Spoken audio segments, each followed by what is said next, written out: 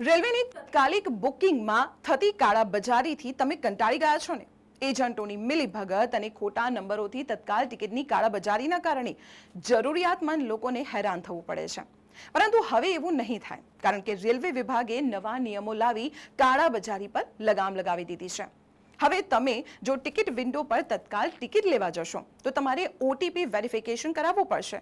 જો ઓટીપી ખોટો આપ્યો કે મોબાઈલ નંબર ખોટો આપ્યો તો તમને તત્કાલ ટિકિટ નહીં મળે. 17 નવેમ્બર 2025 થી રેલવે વિભાગે ઓટીપી બેઝ તત્કાલ ટિકિટ બુકિંગની આ પ્રક્રિયાનો પાયલટ પ્રોજેક્ટ શરૂ કરી દીધો છે. અત્યારે કુલ 52 ટ્રેનોમાં આ નિયમ લાગુ છે. હવે થોડા જ દિવસોમાં તમામ ટ્રેનો માટે આ નિયમ લાગુ થઈ જશે. આ નિયમ અંતર્ગત રેલવે વિભાગ ટિકિટિંગ સિસ્ટમને વધુ મજબૂત અને સુરક્ષિત બનાવવા માંગે છે. તમને જણાવી દઈએ કે રેલવે વિભાગ પહેલા જ આ મોડલને ઓનલાઈન ટિકિટિંગમાં અપનાવી ચૂક્યું છે. જુલાઈ 2025માં ઓનલાઈન ટિકિટિંગમાં આધાર બેઝ વેરિફિકેશન લાગુ કરાયેલું છે. આવી જ મહત્વપૂર્ણ ઇન્ફોર્મેશન માટે જોડાયેલા રહો સંદેશ ડિજિટલ સાથે.